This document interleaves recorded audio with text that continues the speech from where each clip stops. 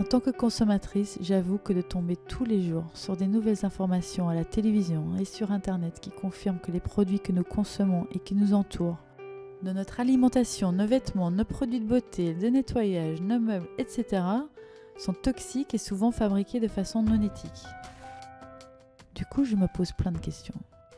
Comment peut-on faire autrement pour échapper à tout ça ?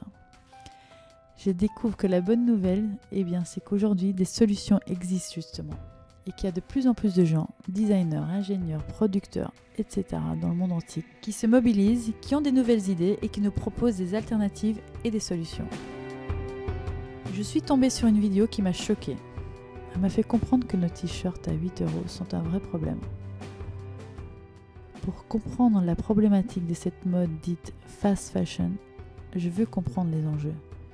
Et pour y voir plus clair, je pars à la rencontre de quelqu'un qui propose une belle solution chez nous.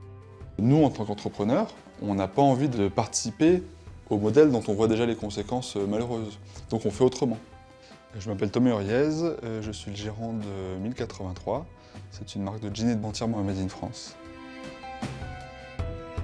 Je pense qu'on n'a pas d'autre choix que de faire mieux.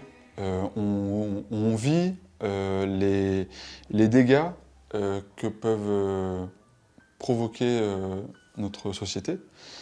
Et je pense qu'on est collectivement et individuellement suffisamment intelligents pour s'apercevoir des problèmes que ça pose.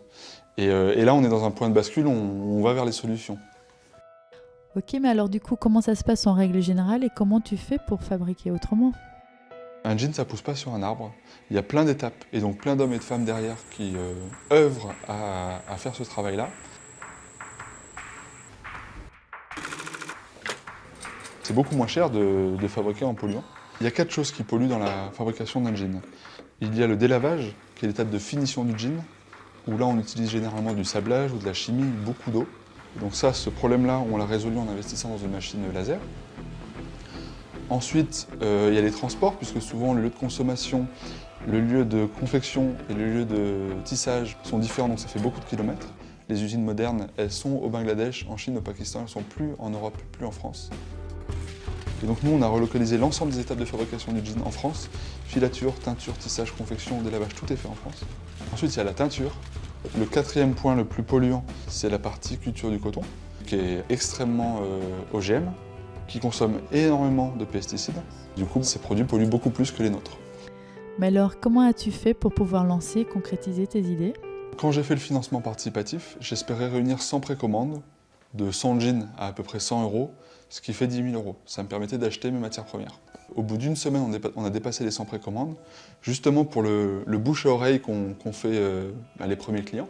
Et il y a 1000 personnes en France qui ont été assez fous pour me confier 89 € et qui ont permis finalement tout le développement que l'on connaît aujourd'hui. Et donc sur cette première communauté de clients militants, on a plein de communautés qui se sont agrégées autour de nous au fil de l'eau. Ça nous a permis de toucher une nouvelle communauté de consommateurs éclairés qui eux aussi voulaient donner du sens à leurs achats. Et donc ce qu'on veut, c'est éveiller les consommateurs et de les mettre au courant. Et on les mettra d'autant plus au courant que les produits qu'on leur propose sont bons.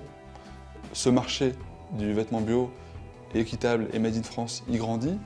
Et il commence à interpeller les grandes marques sur le fait que les conditions de travail dans lesquelles sont fabriqués leurs vêtements, les conditions environnementales aussi dans lesquelles ils sont confectionnés, font que c'est plus tolérable pour le consommateur. Et elles-mêmes commencent à suivre le marché, à proposer des confections plus écologiques. Mais donc tu sens qu'aujourd'hui les consommateurs sont prêts, informés et ont envie d'agir et de participer autrement ? Depuis 2013 qu'on a créé la marque 1083, ce sont nos clients qui donnent la dimension à cette entreprise. Et donc on est passé de 200 000 € de chiffre d'affaires à 2 millions d'euros en 3 ans, donc c'est extraordinaire pour nous. C'est très encourageant, ça nous demande beaucoup de travail parce qu'il faut reconstruire cette filière de confection de jeans en France. Et ensuite, une fois qu'on a fait des jeans qui font des jolies fesses et qui ne sont pas trop chers, on touche tout le monde. Et donc, le respect des gens, le respect de l'environnement, il est audible pour tout le monde. L'idée que ce que je transmette fasse sens pour moi est fondamentale. Transmission des savoir-faire, transmission des convictions, et ce qu'on a de riche, on a le devoir de le transmettre aux autres.